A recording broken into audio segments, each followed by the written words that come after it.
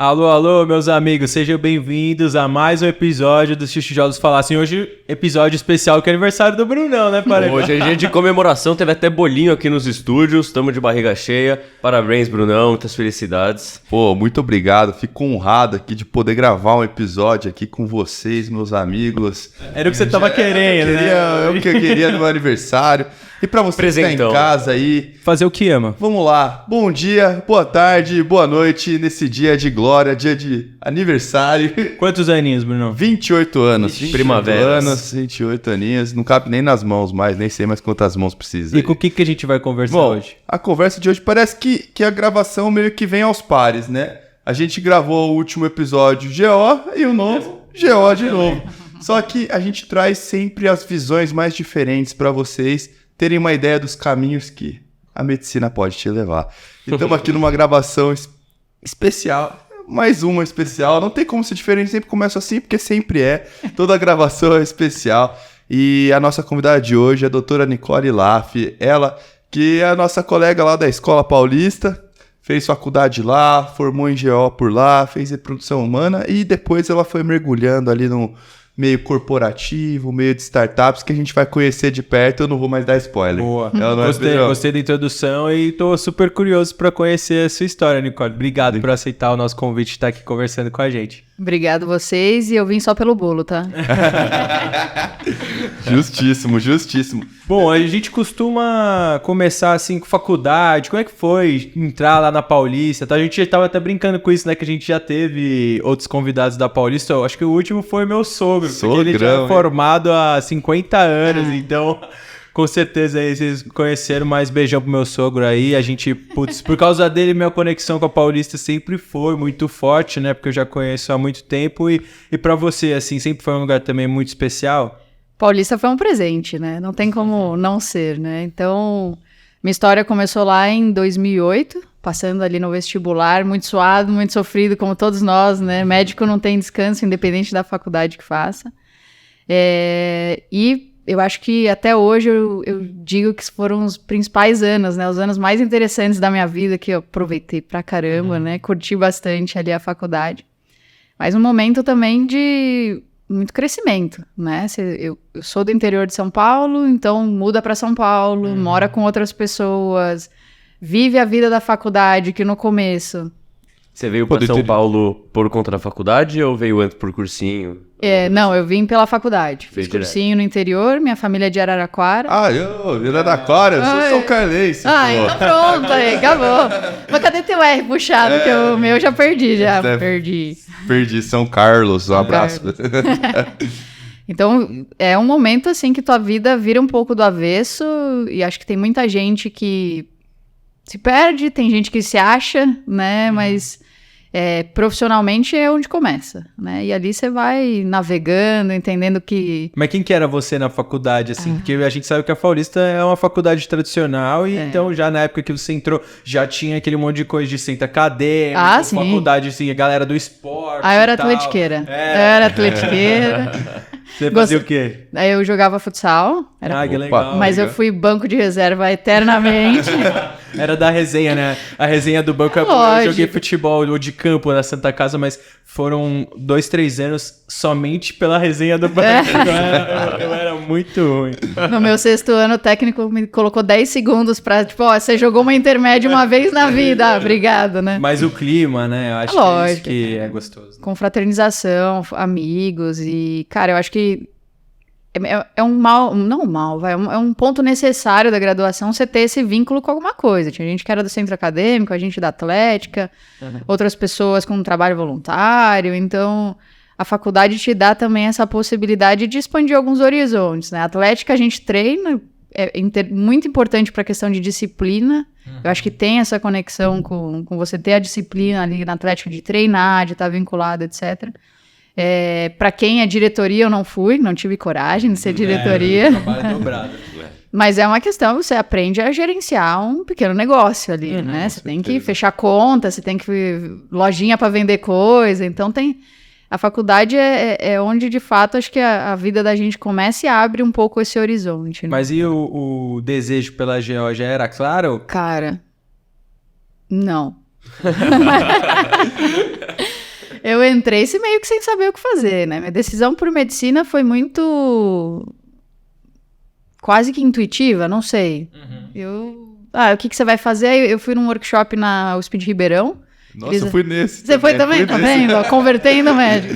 E aí eu lembro que eu tava no terceiro colegial, eu fui lá fazer o workshop, aí eles levam no laboratório de anatomia e tinha um coração, um coração Chagazzi, com aquele coraçãozaço. Assim, eu falei, fiquei loucaça olhando pra aquilo. Falei, muito legal. Foi assim que eu decidi por medicina X. E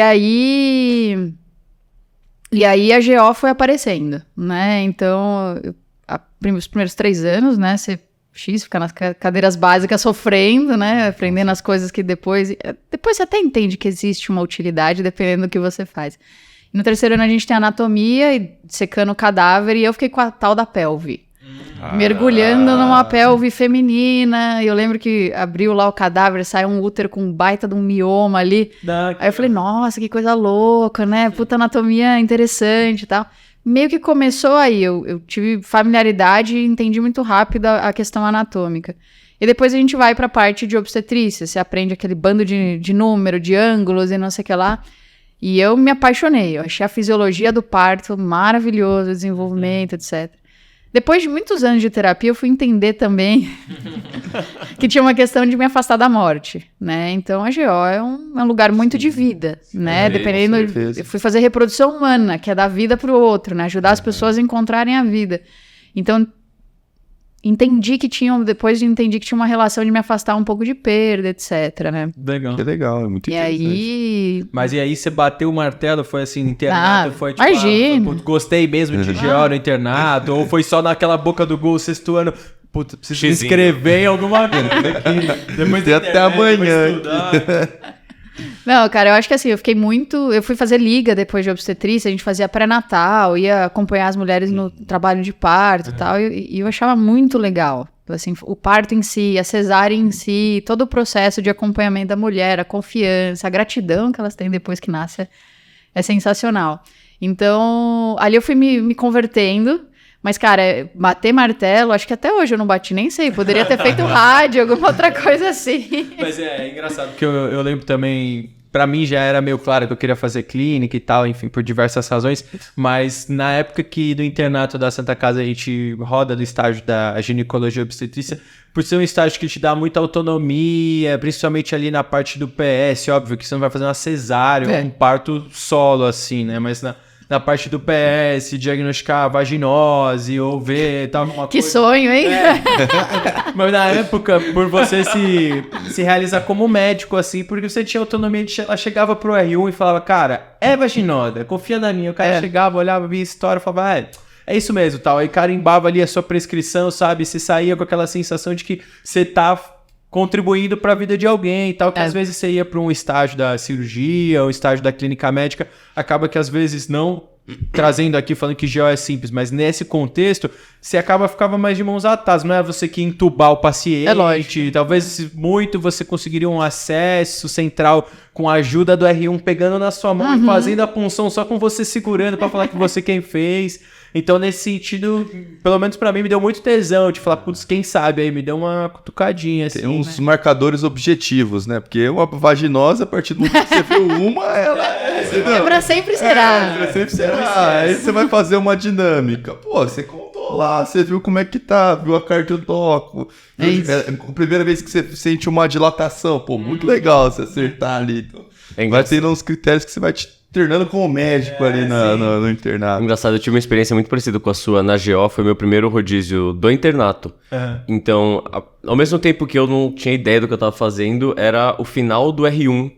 Eles estavam prestes a virar R2, então quando eu tava terminando esse estágio eles já estavam tipo, não, vai, pode fazer tudo, eu não quero fazer mais essas coisas. E eu fui pegando mão de muita coisa, e eu acho que parte do que dá essa autonomia também é porque a paciente é mulher e elas têm muita noção da saúde delas. Elas chegam descrevendo com muita objetividade tudo, com referência muito grande. Chega no outro PS, o cara não tem ideia do que aconteceu com a saúde dele, nunca foi num médico, não sabe o que acontece. A mulher te conta a história bonitinho, então essa coisa vem um pouco mais mastigada pra gente. Acho que ajudou bastante também. E a vivência de parto, tanto pré-natal quanto nascimento, é é bem objetivo, assim, né? A autonomia vem porque você tem um objetivo a se cumprir, nascer o bebê, dar ele na mãe da criança, e o problema é do pediatra. Começo, meio e fim, Começo, né? Prazo, meio e fim, tal, né? prazo, datas, Tipo, a hipertensão, cara, a hipertensão vai pra sempre, né? Ela vai ficar lá, tal, a diabetes, né? Então... Você não vai parar de ver o paciente. Exato, então quando você tá no internato, você tem esse objetivo, é bem objetivo, você consegue estudar, você tem um fluxo de pensamento, então com 30 semanas eu tenho que fazer tal exame, é protocolado. Para quem gosta de um pensamento mais racional e mais organizado, cara, é uma delícia, que você sabe o que você vai fazer, você sabe o que você tem que conversar, sabe o que vai acontecer. E aí quando você começa a trabalhar com GO, você percebe que é completamente... Outra coisa. Então, e aí como é que foi? No fim você marcou o xizinho, foi aprovada na residência de GO e como é que foi esse contato mais prático, assim, de vivência com a ginecologia e obstetrícia?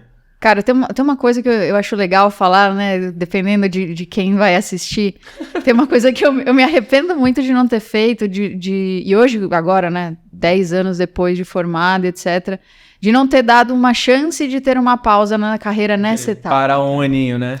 Nossa, me fala isso, por favor. Mas é real, cara. Eu falo. É real. Para, meu jovem. Eu acho que é um dos grandes arrependimentos da minha vida, assim. Por que eu não parei, sabe? Tira aquele ano sabático, trabalha um pouquinho, ganha uma grana, vai viajar, vai refrescar a cabeça. Porque a faculdade a estrutura da faculdade, a forma como os professores falam com a gente, que todo mundo vai no fluxo. Você termina o sexto, vai para residência, sexto residência. E na época eu queria fazer exército, né? E olha só como a cabeça da gente é boba. Na minha época eram 12 pessoas, né, de vaga, e aí eram 12 pessoas prestando. Entrou todo mundo dos 12 e eu falei, eu quero rodar era ir pro exército, né? E aí as pessoas dos 12 falavam assim, não, os professores, quando você voltar, não vão gostar de você, não vão te dar chance de trabalho, porque você rodou e você tirou uma vaga e não sei o quê. E aí eu não fui. Olha só como a cabeça da gente... Caramba. Que coisa pequena, é uma coisa que eu teria amado fazer exército, ficar um ano fora, curtir, ganhar experiência em outras coisas, porque depois você mergulha na especialidade, você não volta mais. Voltar, não volta mais. Ou não, né? Vamos ver aí. Pelo que você tá Bom, falando, não sei. né? Tô falando, a gente vai chegar está lá no começo. Mas, de fato, assim, acho que é uma recomendação interessante e a gente tem visto esse movimento também, inclusive com algumas pessoas que a gente conversa, além de darem essa recomendação, acho que muitos amigos nossos, às vezes, cara, você não passa, você acha naquele primeiro momento que vai ser muito ruim, putz, que tristeza e tal, que eu vou perder dinamismo na minha formação. Às vezes você tá investindo e a gente usa muito o Brunão como exemplo. Eu não tive a escolha. Eu acabei sendo escolhido, né? Porque eu não passei direto do sexto ano, mas foi ótimo, porque eu tinha prestado medicina esportiva, que era o que eu queria na época. Aí o amadurecimento desse ano de trabalho, de parar pra pensar, de conversar com o meu querido amigo Thomas Helfstein, que me converteu piamente para fisiatria, e aí foi o que mudou tudo, teve esse amadurecimento. Sim. E eu consegui hoje escolher. Ser muito mais realizado, né? Exatamente. Então, legal, mas aí, legal. Durante a residência, assim, quais foram os desafios, sabe? Conta pra gente como que era o dia a dia da residência de GO lá na Paulista e tal. Imagino que trabalhava muito, você conseguia dar uns plantãozinhos fora pra juntar seu dinheiro já. Até demais. Sustentar, como é que era? Financeiro também, né? O financeiro, né? Não, e ninguém fala disso, né? Eu lembro que quando eu me formei eu não sabia qual que era quanto pagava um plantão. Não tinha a menor ideia. E aí, Aí fui dar o meu primeiro plantão na... De GO? De clínico, na São Silvestre. Olha só, 31 de dezembro. Todo mundo deve ter feito isso. Que legal. Mas aí o GO mesmo começou. A GO tem essa tendência... Não sei se mudou carga horária de residência, mas aquele negócio, 60 horas semanais, que imagina, cara. Eu passava... Dependendo do estágio que eu passava, às vezes, 2 horas em casa. Por dia. Caraca. Só. Então foi puxado. Agora, tanto tempo depois, eu entendo que eu fiz um burnout ali na residência, fiquei bem mal de saúde mental, dependendo do estágio. Mas era muito doido aprender as coisas, né? Quando você é R1, que te botam lá na pronto, você fala, no pronto-socorro e fala, carimba tudo aí, vai que é tua Tafarel, cara, aí você fica, e agora, né? Você aprende na raça. Você aprende na raça, então, ou estuda, ou aprende, porque vidas, pessoas, né, estão ali na tua responsabilidade. Então foi muito legal, a gente tem ali um ciclo de R1 que passa também no PS da cirurgia, então você vê muita coisa, né, fora da GO também, que super enriquecedor. Eu curti pra caramba os 3 anos. Você gostava de operar, assim, cesárea, o procedimento? Eu gostava de procedimentos rápidos.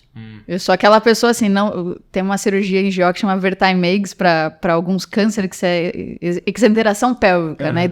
Teve uma que a gente fez, durou 6, 8 horas. Eu ficava desesperada. Falei, me tira daqui, cara.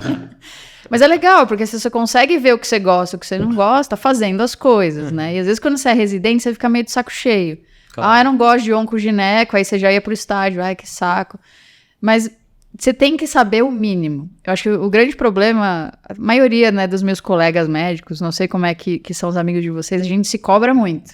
Eu tenho que saber tudo, eu tenho que ser perfeito, eu não posso falar não, eu não posso falar não sei.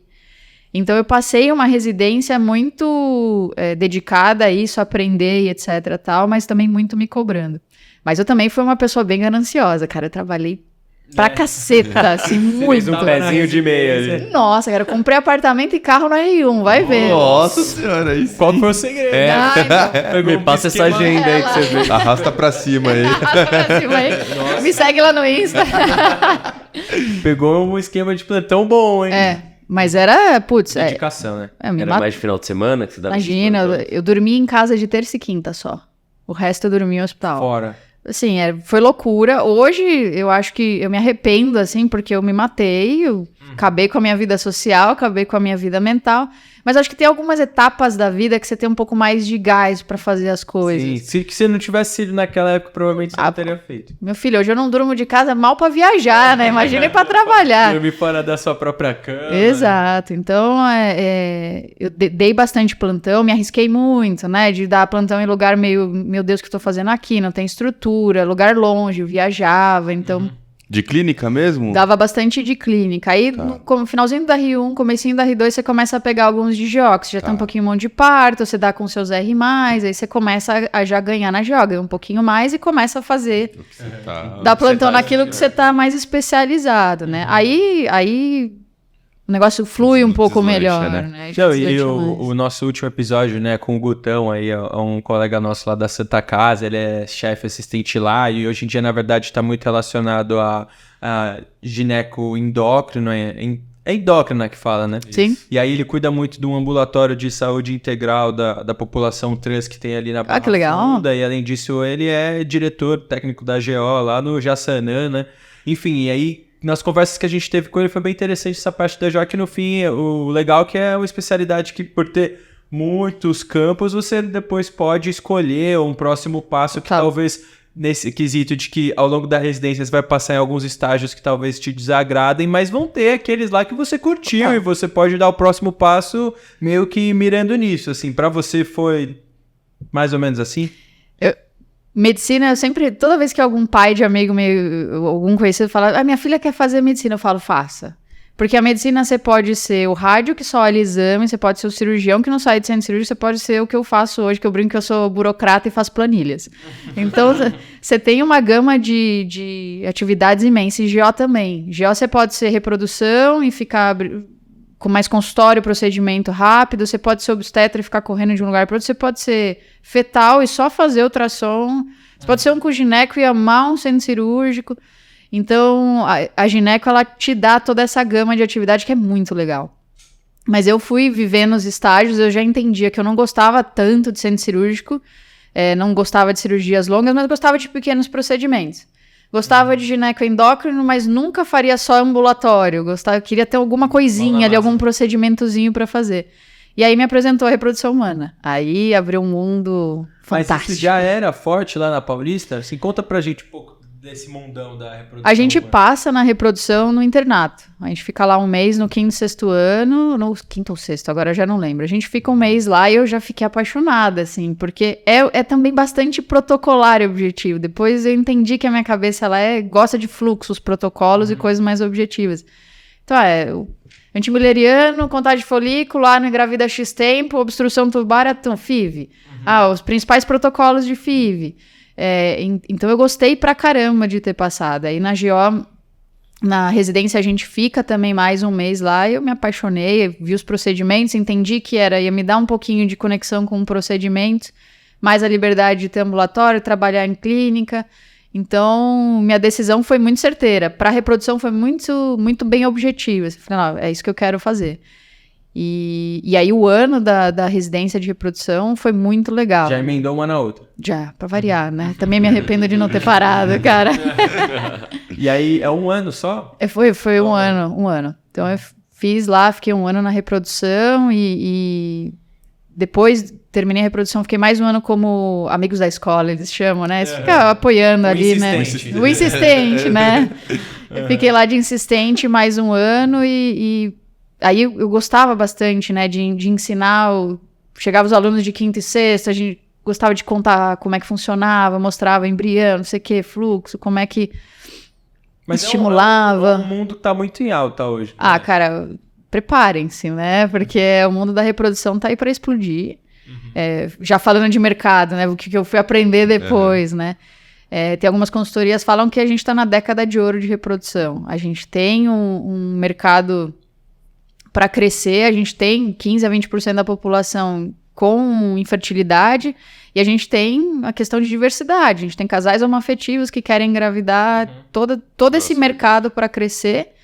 E o Brasil tem bons profissionais. A gente forma um nível de profissional de reprodução humana muito legal. E aqui também o custo ele é alto, mas eu acho que tem uma tendência da gente trazer um pouco mais de democratização de acesso a esse tipo de tratamento. Então, isso é o que eu já faço hoje, né? A gente tem a minha startup hoje, não é minha, né? Eu trabalho na startup de linha de cuidado para mulheres e famílias, e uma das etapas do nosso produto é apoiar na parte de reprodução. Nossa, interessante. Então, as empresas hoje compram benefício de reprodução humana como um benefício para a empresa. Você trabalha na Coca-Cola, você tem plano de saúde e um plano de fertilidade. Caramba, cara. Mas se a gente puder dar um passo atrás, assim... Então, eu já fui longe, né? Não, só para entender um pouco, assim, como é que funciona a linha da jornada desse paciente quando ele, enfim... define que ele quer procurar um profissional, sabe? Na grande maioria das vezes, sei lá, vai no Instagram, no site, pega um conhecido, aí ele chega no seu consultório, geralmente quais são as queixas, o que costumam ser os principais e o que você atua, assim? Bom, vamos falar de um casal heterossexual, que um homem e uma mulher que normalmente estão tentando engravidar há um tempo e não conseguem, né? Eu tô vendo mais os GOs mais sensibilizados com essa questão de fertilidade. Quando eu comecei a residência, a gente via casais tentando há 8, 9 anos, sem engravidar naturalmente, e, nunca foram buscar ajuda. Nossa. Hoje já é melhor ensinado isso pro GO normal, de que, tá bom, 6 meses, 1 ano, dependendo da idade da mulher, já busque ajuda. Então, a maior parte dos pacientes consultório vem o casal, e o que é legal da reprodução, porque você atende o homem e a mulher. Então, eu tive que aprender um pouco de urologia, varicocele na residência. Falei, nem sei o que é isso. Legal. Mas então você atende o casal, aí você faz uma investigação tanto da parte masculina quanto da feminina, então você olha sempre para os dois, é bem legal, porque é um par, né? Tanto que as estatísticas de infertilidade são 30% homem, 30% mulher, 30% casal, então é bem pareado, assim, né? E aí você faz o atendimento, você faz uma investigação e dali você pode nortear alguns tipos de tratamento, né? Dependendo da causa do problema. Exato. Aí você vai acompanhar esse casal, você vai prescrever a medicação, vai fazer o ultrassom dele, vai captar os óvulos, juntar com o espermatozoide ambulatório, acompanhar. A mesma pessoa que faz a consulta o que realiza o procedimento técnico de pegar o óvulo e colocar junto com o espermatozoide? A gente, como GO, como urologista especialista, a gente vai até a captação do óvulo, captação do espermatozoide, né? Hoje, a maioria das clínicas trabalham em times, então eu posso te atender no consultório, mas o Bruno vai lá e faz a captação, mas é da mesma equipe e tal. E aí entra um outro profissional que às vezes a gente não conhece, que são os embriologistas, né? Não são médicos, tem tenho, acho que formação em biomedicina, e eles que fazem a mágica, né? Eu só pego os insumos e eles vão fazer a mágica ali no laboratório, vão juntar os dois, ver desenvolver embrião, congelar, fazer biópsia, tudo. E aí a gente só devolve o brotinho ali para o útero. Ah, legal. E deixa eu tirar uma dúvida. Que eu já vi que tem o congelamento do óvulo e tem do embrião, né? E parece que o embrião é tipo, melhor para o longo prazo, não é? Como que é isso? O embrião, ele te dá mais visibilidade do seu potencial de gravidez. O que acontece? Se você... Vamos supor uma mulher que tá... Fiz uma consulta ontem sobre isso. Uma mulher que falou 31 anos, não quer engravidar nos próximos, vou congelar óvulo. Mas é casada. Eu falo, e aí, óvulo ou embrião? Quando você congela o óvulo, você está congelando a matéria-prima do bebê, né? O que vai acontecer depois que você tem aqueles óvulos congelados? Você vai ter que descongelar, e aí tem uma taxinha bem pequena de perda, mas perde. Dali você vai ter que colocar ele em contato com o espermatozoide para ver como que os dois vão interagir, para ver se vai formar um embrião, para ver se esse embrião vai desenvolver em um embrião maduro, para aí você colocar esse embrião dentro do útero com potencial de gravidez. Ou seja, você congelando o óvulo, você tem flexibilidade. Engravidei natural, posso jogar ele no ralo, aí não é assim que se fala, mas pode jogar fora, né? Mas você tem outras etapas dessa pirâmide para percorrer, né? Quando você congela o embrião, você já passou boa parte da etapa da pirâmide. Você sabe que você tem um bom embrião congelado, que o teu potencial de gravidez com o embrião daquele é de X%. Então você tem mais visibilidade do seu potencial de gravidez com o embrião, mas você tem menos flexibilidade. Você não pode pegar o embrião e jogar no ralo. Tem toda uma legislação, tem que manter congelado, por aí vai. Ah, não pode? E aí, por exemplo, se essa mulher, ela tem... Que imagino que quando junta, né? E tem o embrião, ela deve fazer mais que um. Ela deve congelar alguns embriões. Isso. E aí, a partir do momento que ela escolhe... Eu imagino que se faz um implante ali, não sei, de um de cada vez. Ou... Isso, aí depende da idade, tem lei pra tudo isso, né? Até uma determinada idade você só coloca um embrião. Da mulher, sempre da mulher. Mulher é que manda. Não, tipo, às vezes a idade do embrião congelado. Ah, não, congelado sempre será, pode ficar lá 10 anos que vai ter, não tem validade, exato. Mas aí você... o embrião tem a lei que você tem que manter ele congelado por 3 anos. Então, se você congela ali o embrião e você engravida naturalmente, você tem que manter ele ali. Tem esse custo eventual. Tem esse custo eventual. Você já tem que fazer, então, acho que o pacote, né? Já ficar com 3 anos no mínimo ali de mercado ali. Né? E aí, passados esses 3 anos... Aí você pode descartar. Ou doar para pesquisa, mas tem pouca pesquisa, então tem todo um processo. Uma vez eu tava no internato, aí o professor ele contou uma história disso, do embrião, estavam casados e congelaram o embrião. E aí eles divorciaram e a mulher quis ter o filho e ela falsificou a assinatura do marido.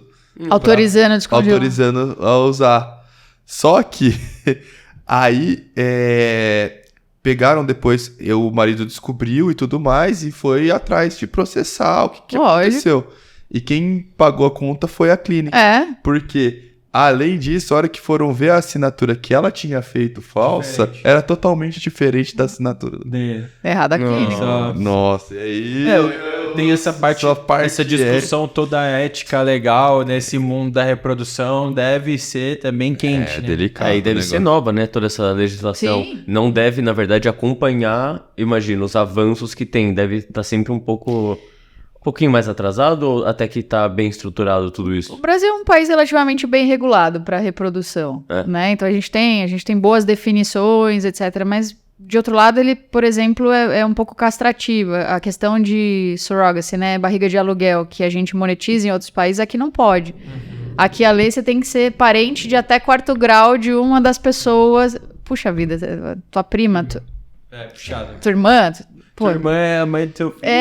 Então... Mas, pô, gera tudo um apego, né? Mas tem sempre constante evolução. Então, o que eu aprendi em 2017 na residência é outra lei agora. Então, você tem que estar sempre ali olhando, vendo o que está mudando. Então, tem muita coisa ainda para evoluir, mas eu acho que o nosso país ainda é um país bem regulado para a reprodução assistida. Pode falar. Não, eu ia perguntar, aproveitando o momento falando que você deu uma data 2017, eu tenho uma dúvida de como foi profissionalmente o momento da pandemia, se houve mais procura ou menos procura, Cara, Ou se mudou? Na pandemia eu tava na consultoria, então eu tava um pouquinho afastada. Mas eu fico lendo bastante sobre mercado. Inicialmente decresceu um pouquinho, né? Porque primeiro... No natural, né? Fica em casa, cobertorzinho. Mas na verdade decresceu porque pararam-se os ciclos, né? Então não podia fazer porque não sabia se o Covid passava pro embrião, não sabia... Pararam-se um pouco os ciclos e depois voltou a aumentar, né? Então agora segue aí numa retomada de mercado da busca, né? E hoje em dia também Só pra eu não sair ainda do assunto embrião, eu tenho mais uma dúvida. Ana, presta atenção aí, o Bruno veio preparado com as da mulher, né, velho? Dá uma listinha. Eu tenho um amigo. Não, é que assim, eu tava num bar esses tempos, e aí tava aqueles papos de bar. Eu tinha uns amigos que não eram nem da medicina e já criando aquela espetacularização da eugenia da medicina e não sei o quê, e que agora você escolhe tudo no embrião e tudo. Eu queria saber o que dá pra ser visto ou não, você vê o cariótipo, como é que é no embrião, assim, o que... Isso é bem regulado. Tem testes que você consegue em níveis bem sensíveis de características físicas, enfim, toda essa parte, né? Aqui no Brasil a gente não pode, aqui a gente está autorizado a fazer biópsia embrionária para você buscar alterações cromossômicas, por exemplo. A gente não pode, por exemplo, escolher o sexo. Eu quero um menino ou quero uma menina.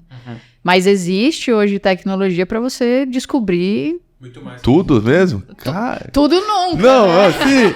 Não, Tudo porque, mesmo? assim, Ele vai ser astronauta aos 18 anos, não dá. Vai virar o pai do novo Usain Bolt e a gente não tá sabendo. Que o que mandaram lá nessa conversa de bar foi... Ela escolheu que queria um loiro de 1,80m. Mas aí calma. Alto. Aí... Você deve estar falando de doação de sêmen.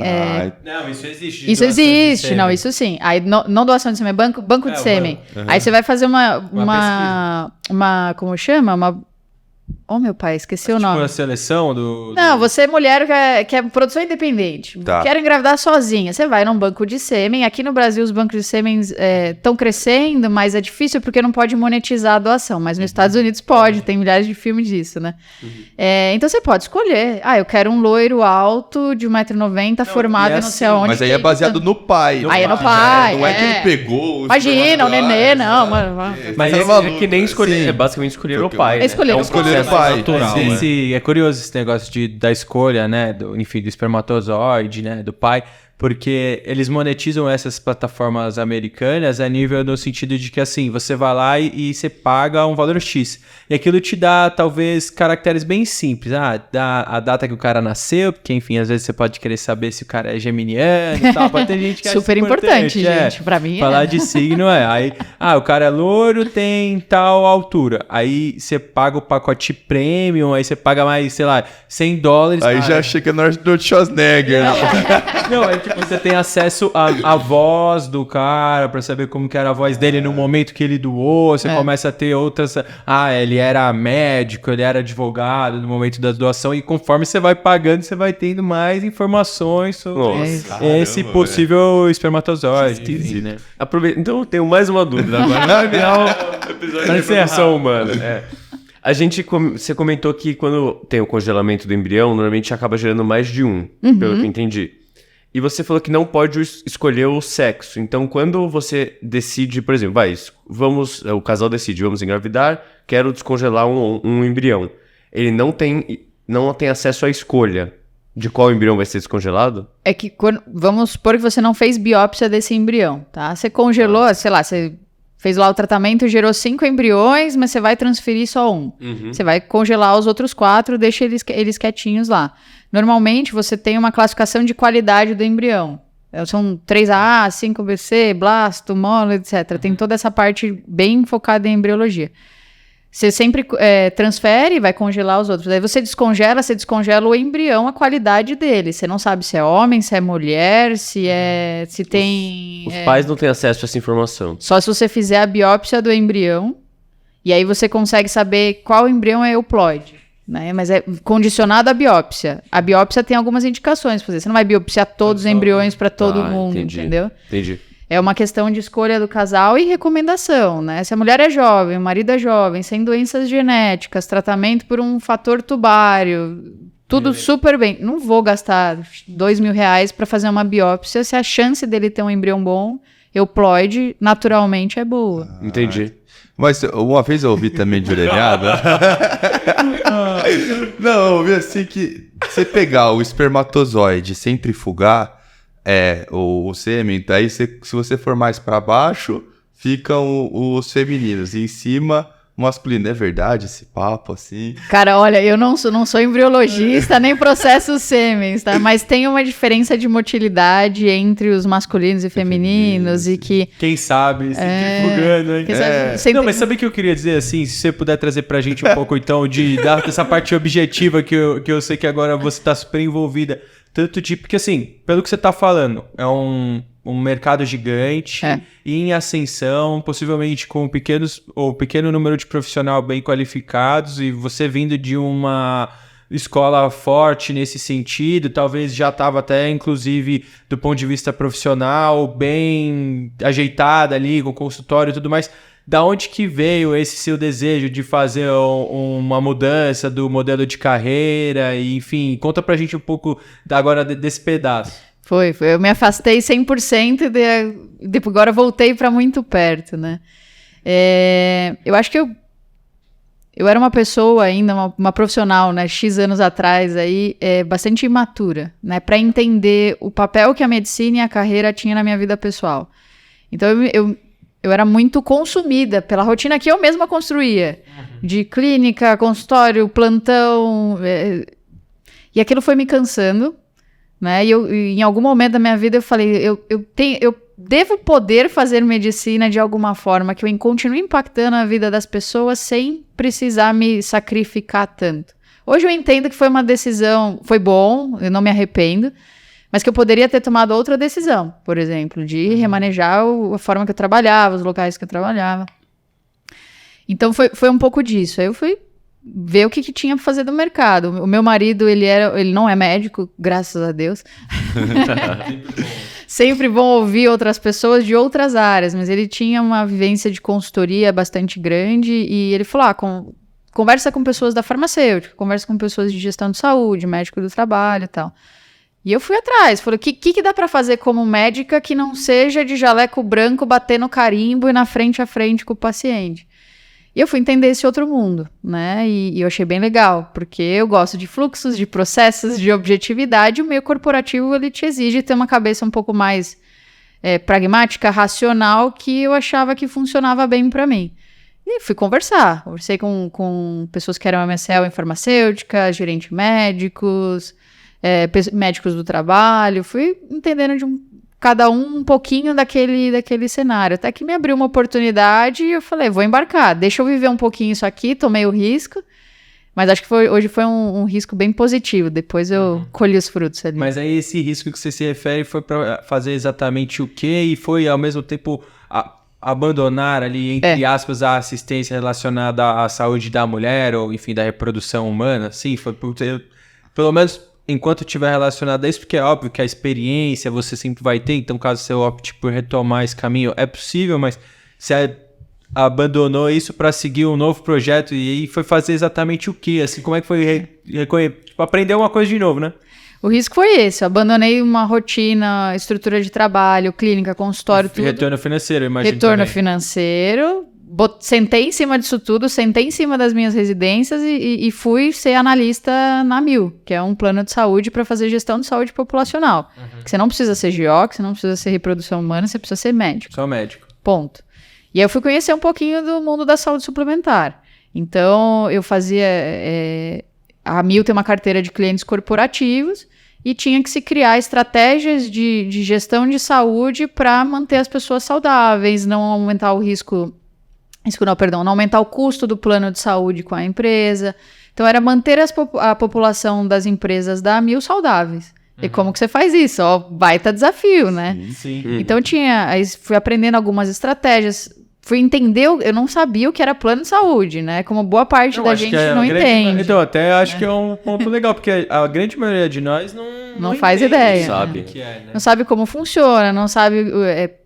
como que as operadoras, por que a gente fica bravo que paga um pouco pra gente, por que a gente fica bravo que querem controlar procedimento, que não autoriza o pino, que não autoriza não sei o que lá.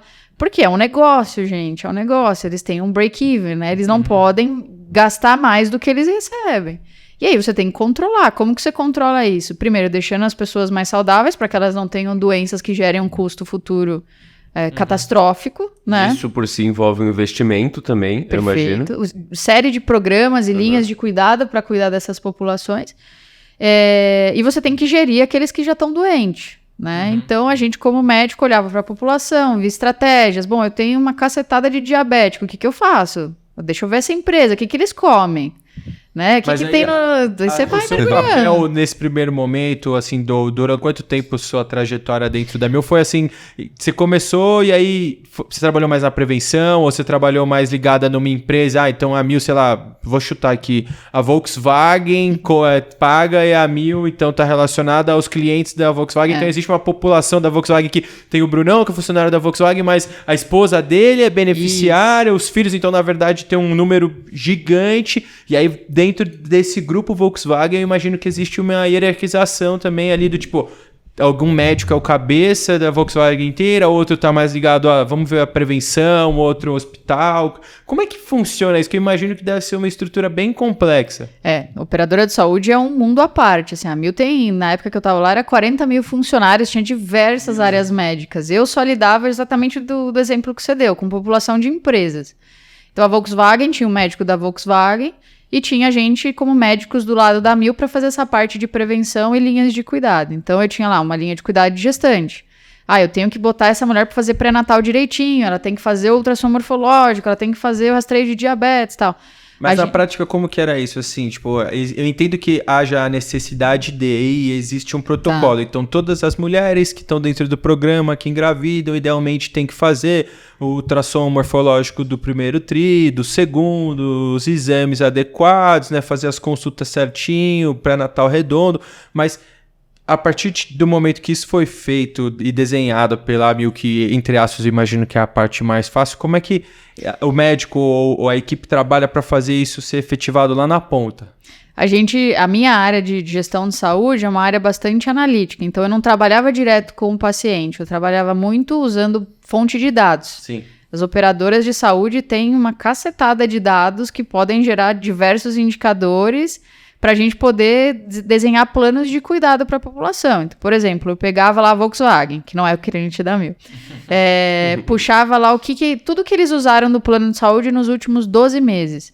E aí eu via quantos partos teve, qual era a taxa de fertilidade daquela população, eu via quantos crônicos, quantos diabéticos tinham, pelo que eles usavam do plano de saúde. O cara faz hemoglobina glicada a cada 3 meses e internou com um CID de descompensação diabética.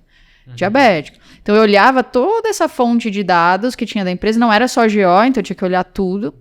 E aí a gente propunha algumas ações para melhorar a saúde da empresa. E a gente não propunha para chegar direto, eu não chegava no Bruno e falava, Bruno, tem que emagrecer, vai na academia. Eu chegava pro cara da Volks e falava, olha, tua população tem 30% de obesos, a gente tem que ter uma estratégia para lidar com isso. Como que a gente vai fazer isso? Eu vou botar um grupo de corrida, caminhada. Então, eram estratégias macro para a população, não era direto no indivíduo. E aí você ia desenhando essas estratégias. Mas em contato com o médico então da Volks. Eu tava, por exemplo, dá um exemplo. No ano passado eu trabalhei muito com medicina do trabalho. E uma das empresas que eu trabalhei foi lá na Claro. E na Claro, eles estavam com a parceria, até o ano passado, era com o Bradesco.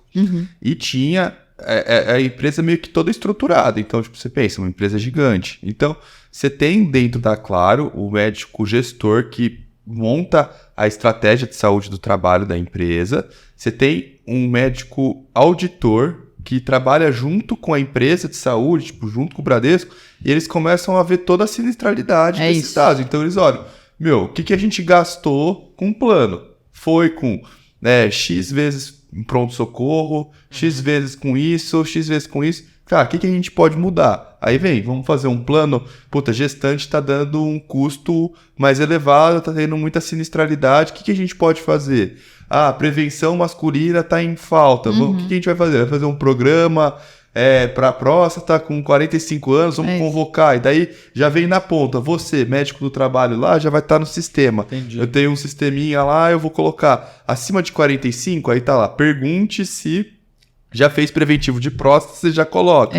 Aí, eventualmente, eles pegavam uma equipe e fazia, vamos fazer campanha do exame de próstata, vamos fazer campanha da mamografia da empresa, um mutirão da empresa. É isso aí. Então eles faziam, tipo, vai fazendo plano estratégico e vai tentando. Então, outra coisa, eles estavam querendo aumentar muito o assistencial na empresa. Então, Legal. eu tava lá, como eu ficava na empresa, então a gente fazia os periódicos, mas tinha também a demanda espontânea. Então, chegava a evitar pronto-socorro. Exato, Pronto-socorro é super caro. E é legal porque você começa a ver uma parte de custos e estratégia que no dia a dia da gente de jaleco branco não existe. Então, qual estratégia? Porque eu tinha que levar uma estratégia para a empresa. Não adianta você chegar na empresa e descarregar 10 programas, ninguém vai te ouvir. Como é que eu comunico isso para a pessoa? Sim, Então, e aí você começa a ver alguns custos que você fala, puxa vida, né? Como que é louco? Uma consulta ambulatorial custa R$150 e uma passagenzinha, uma pisadinha ali no Einstein. mais. já foi uma nota. 10 vezes mais, já foi uma roda. Entendeu? E aí, então dentro da Amil, você seguiu um plano de carreira, assim, nesse sentido? Eu fui bem sucedida. Primeiro porque eu tinha pessoas que me deram muitas oportunidades lá dentro para crescer, me deram clientes difíceis. Eu tinha uma carteira de clientes, eles me deram clientes difíceis. E nada como um bom desafio, né, pra gente aprender o negócio. Então, eu me desenvolvi muito rápido. E aí eu comecei a ter visibilidade para outros players do mercado. Então, eu conversava com as empresas e algumas empresas têm consultorias. E as consultorias que fazem essa estratégia também de gestão de saúde e tal. Então, ali eu comecei a ter bastante visibilidade e tive uma oportunidade depois de ir para a consultoria para a EI, onde eu fiquei aí os últimos 3 anos. Então, foi um segundo salto de aprendizado, porque eu não era nem R1, era, sei lá, segundo ano de faculdade. Então, eu olhava para aquilo e falava, que número é esse, né? O médico não sabe mexer com dados, gente. Tirando o pessoal que gosta de uma boa pesquisa e sabe usar um Excel e ferramentas de dados, a gente não sabe. Então, eu tive que entender. Aí fui fazer o MBA na GV, fui me capacitar um pouco para essa nova jornada. E aí foi muito legal, porque eu comecei a me achar, eu adorava. Às vezes eu fazia hora extra sem que me pedissem. Eu ficava mergulhada no dado e falava, gente, olha isso aqui, como é que ninguém viu isso? Olha esse custo aqui, você vai gostando de achar as coisas, sabe? E aí eu fui... Aí eu fui muito feliz, né? E depois migrei para consultoria, que é basicamente isso, mas de um outro lado da mesa, né? É do lado da empresa, não? Não, é do lado da consultoria. Não tem... Você vai ter de um lado fornecedor, do outro lado empresa, do outro lado consultoria. Consultoria a empresa pagava a gente para criar essa estratégia, junto com o plano de saúde, junto com a medicina do trabalho, junto com outros benefícios que eles tenham, né? E é super importante a gente falar de custo com saúde, todas as discussões que tem de mercado, mas para as empresas hoje, em geral, é o segundo maior custo que a empresa tem. O primeiro é folha, pagar o salário do povo. O segundo é saúde. Então, assim, é importante para eles. Por isso que a gente vê plano de saúde, o povo querendo lidar com esse custo, porque pesa. E é negócio, gente. As empresas são negócios, né? Então... Se vale a pena, vai fazer, né? Exatamente. Perfeito. E aí, como é que agora, chegando ao fim do episódio, assim, você veio parar no cargo que você tá hoje? Quais os desafios? Eu acho que foi uma mudança muito grande de mentalidade minha. A consultoria é uma vida... Fui muito feliz lá, sou eternamente grata a esses 3 anos. Eu saí de analista, né, que a gente estava brincando, fui para como consultora, em 1 ano e meio virei gerente de uma área de 40 pessoas. Então, foi um salto gigante na minha vida profissional. Eu amadureci 1000% em 3 anos. E aí você começa a se questionar outras coisas, né? Então, eu tô aqui, mas o quanto eu tô impactando a vida do outro? Qual é o meu propósito no que eu faço no meu trabalho? E aí foi onde eu senti falta daquilo que eu fazia antes, de ajudar as pessoas na ponta. Então, eu acho que eu sou muito feliz a trajetória que eu tive, porque eu entendi o que é estar na ponta de jaleco branco, depois eu entendi o que é estar por trás, criando uma estratégia, agora eu consegui unir as duas coisas. Eu quero continuar ajudando as pessoas, famílias, mulheres, indivíduos, mas eu quero ter esse olhar também do negócio, da estratégia, de todo esse processo. E aí eu vim parar numa startup de saúde da mulher e da família. Conta pra gente, assim, que vocês fazem, o produto O que nome, vocês como é que oferecem. é? Olha a hora, pô. Pode falar o nome? Lógico, Chama Bloom Care. Bloom Care. A gente é a primeira startup de linha de saúde de mulheres e famílias da América Latina. Esse é um benefício corporativo, um benefício de empresas que já está bem desenvolvido nos Estados Unidos. Então, as empresas querem olhar também por custo, mas também para atrair talentos. Então, tem empresas que oferecem benefício de fertilidade, por exemplo, cobrem lá um ciclo de fertilização in vitro para 100% dos funcionários. Se você é funcionário dessa empresa, você tende a ficar nela e falar, não, peraí, ó, o benefício que eu tenho... A gente pensa nisso, né? Vou trocar de empresa, aí qual que é o plano de saúde lá? Tem plano? Lógico, É custo, né? Baita diferencial. Então, são estratégias de retenção e de manutenção dos funcionários, fora cuidado com a saúde. Então, a gente é uma linha de saúde digital para essas mulheres e para essas famílias. Dentro da nossa linha, a gente tem diversas formas de trilhas de cuidado. Seja a saúde da mulher como um todo, fez Papa Nicolau, fez mamografia, menopausa, endometriose, a gente vai, de forma digital, cuidar dessa mulher. Então, a gente tem um time de saúde com enfermeiras que acompanham essas mulheres, né, navegadoras, né, coordenação de cuidado. E tem médicos, médico de família, tem GO, tem fisioterapeuta pélvico, tem toda uma gama de especialistas ali por trás para apoiar. E aí a gente tem as outras trilhas, planejamento familiar, gravidez pós-parto e pediatria, né, parentalidade, o primeiro ano de vida. Então a gente faz, o que a gente faz de diferença? Deve estar se perguntando, mas por que ela vai lá no digital? Ela não vai no consultório, né? Primeiro porque a gente faz essa coordenação do cuidado. A maioria dos médicos é assim, você vai lá, você pede um hemograma, o paciente voltou, se não voltar, não é meu problema, não é assim? Pra gente não, é meu problema saber se ele fez o hemograma, se ela foi fazer ultrassom morfológico, como que tá o desenvolvimento dessa grávida. Então a gente vai coordenando o cuidado por pontos de contato. A gente tem um aplicativo que tem um chat e a gente vai trocando com essas mulheres, atende essas mulheres, dá muita educação para essas mulheres. A nossa startup nasceu com uma plataforma de educação. E agora a gente entendeu que não basta dar educação, você tem que dar assistência. Então, a gente colocou um time de saúde para cuidar. Mas deixa eu ver se eu entendi, então. É assim, por exemplo, digamos que nós, proprietários da empresa, se os tijolos falassem, tá vendo? temos um time de 500 funcionários. E aí, para isso, então, a gente... Você deu Chega lá, vamos chegar lá. Não, vamos. E aí, a gente tem esse time e é natural, então, para eles terem um contrato, CLT e tudo mais, eles têm, junto a isso, um plano de saúde. Aí eu percebo que, por exemplo, os meus funcionários, eles vão... Um deles, a mulher tá grávida, e acaba que o segmento que ela tem do ponto de vista ginecológico obstétrico eu abro aqui, então é a Mil que faz, se os tijolos falassem, eu abro aqui no site, tem esses médicos, aí sabem marcar consulta, que nem o convênio que eu tenho, vou lá e tchau, gostei, não gostei, se ele me ligar e tal, e paga ali o valor do que o convênio cobre para essa consulta.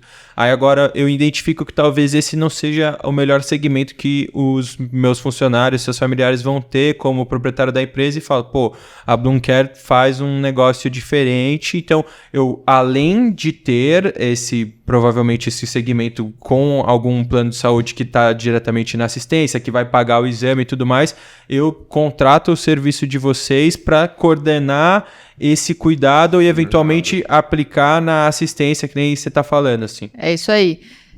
Maioria, eu trabalhei muito em convênio também, né, fazendo pré-natal, etc. Consulta de pré-natal, gente, é 15 minutos com muita boa vontade. Malemar tem exame físico, né? Deus que me livre falar isso, mas é assim que acontece na prática, né? Essas mulheres não discutem plano de parto, elas não discutem... Tem mulher que chega para nascer sem saber fazer uma linha de maternidade, sem saber como é que vai ser a licença maternidade dela, não sabem amamentar, nunca foram orientadas, etc. O que ela vai sentir no trabalho de parto. Por que o pronto-socorro de GO é tão cheio? Porque a mulher não sabe o que está acontecendo com o corpo dela. Porque começa a aumentar a secreção vaginal e ela vai falar assim, corrimento, deixa eu ir no PS. E é fisiológico. Então, a gente tem todo esse processo de coordenação do cuidado dessas mulheres para apoiar também dessa forma. Eu tenho que falar aquilo que não dá tempo de falar no pré-natal. Eu tenho que dar uma assistência que o plano de saúde não dá. Não tem fisioterapeuta pélvica no plano de saúde. Ninguém vai preparar o seu períneo. Vai lá e se lacera toda ou fazer uma episiotomia. Então, eu, como Bloom, te ajudo a ter assistência nessas outras linhas e te dou muita informação daquilo que você não está tendo tempo ou os profissionais não estão tendo disponibilidade de discutir contigo. E eu acompanho essa mulher. Então, eu quero ser a referência dela. A gente evita quase 90% de pronto-socorro. Então, as pessoas iam pro pronto-socorro e falavam, peraí, deixa eu escrever no chat pra minha enfermeira. Troca lá uma mensaginha. Ah, então tá bom, não vai pro pronto-socorro. Olha o custo que eu gero a menos pra essa empresa. Sim, né? não, muito interessante. Absenteísmo, né? A mulher, quanto tempo leva uma consulta de PS, gente? 1 hora de deslocamento, 1 hora esperando, 1 hora fazendo exame e 1 hora pra voltar. 4 horas. 4 horas eu resolvi. 5 minutos vendo o médico. Nem 5 minutos vendo o médico. Eu resolvi ali com uma boa orientação no chat. Ou faz uma videoconsulta rapidinho, explico pra ela, tá resolvido. Então eu entrego pra essa família, pra essa mulher, qualidade, serviço e eu entrego o custo. Sem contar que ela vai num PS, ninguém viu o histórico dela, o pré-natal dela, ninguém conhece ela. Tudo. Lá tem tudo, vai abrir, você já sabe de quantas semanas tá, isso mesmo. qual que é o nome dela, se teve intercorrência ou não. Se é menina, qual que é o nome do futuro? Ah, lógico. Como é que tá o Mateuzinho? O Mateuzinho não tá dormindo, vamos lá. Mas é isso mesmo, eu chamo os bebês. A gente não fala bebê, é como é que está a Marina, o Pedro, o Bruno, como é que ele tá indo, porque o acolhimento é completamente diferente para essa mulher. Isso é legal. E em termos de números, assim, próximos passos, vocês são por hora só pessoa jurídica, né? Só empresas que contratam até pessoa física que tem interesse de ter um segmento assim, pode também? A gente é um B2B, então a gente vende para as empresas, não vende aí direto pro consumidor final. A gente está num processo aí de escalada, né? Estamos crescendo. Vamos para próximas rodadas aí de investimento, então invistam na gente, aí os venture capitals que eventualmente estejam vendo. Arrasta pra cima. Arrasta pra cima, investe na gente. Mas eu vim para Bloom porque eu acredito. Eu acredito que esse é o futuro do benefício corporativo, é a gente poder cuidar de mulheres e famílias, né? Então, não só por custo, mas também pelo impacto que a mulher tem dentro das empresas e que às vezes a gente não olha, não fala e negligencia. Então, a gente tem que falar sobre isso dentro de empresas. Óbvio, eu vou prestar toda essa assistência, mas eu preciso ajudar o RH para quando essas mulheres voltarem de licença maternidade, elas sejam bem acolhidas, elas consigam... O gestor precisa entender que essa mulher tem um bebê em casa, que ela acabou de vir de uma licença. Então, tem toda uma outra entrega também de valor social que me deixa louca. Se deixar, eu vou ficar aqui 3 horas falando quanto eu amo trabalhar nessa empresa. Que legal. Bom, Nicole, obrigado, viu? Parabéns pelo trabalho, foi muito gostoso conversar com você. Sua trajetória é realmente muito interessante. Mais uma vez, pra mim, futuro aí administrador em saúde, né? Vou aproveitar aqui os bastidores pra tirar... Não, eu tô me segurando, vocês não sabem, né? Quer dizer, vocês sabem sim, bom, mas obrigado, viu? Se quiser deixar aí mais uma vez suas redes sociais, tem Instagram, a Bloom, geralmente é a Bloom LinkedIn. tem. Não, a Bloom Como tem. é que escreve aí? Bloom de florescer, né? Tá. BLOOM, care, de cuidar, CARE, 2 underlines, Bloom Care. Que legal. Ó, só para fazer aquela conclusão final, eu gostei muito do que você disse, né? De começou ali a medicina, GO, e tava na assistência direto com o paciente. Depois foi lá para a Mil conhecer o lado de lá e como casou mesmo na Bloom Care esse entregar o melhor para o assistente de uma forma empresarial global, podendo atingir várias vidas aí. Parabéns pelo trabalho. Obrigada. Muito legal mesmo, bonito demais aí o que você está fazendo e espalhando aí. Parabéns para vocês também pelo podcast. Muito, muito bom poder falar sobre isso para pessoas que às vezes nem sabem que existe essa possibilidade de carreira. Com certeza. E a gente se vê no próximo episódio, hein, pessoal? Tchau!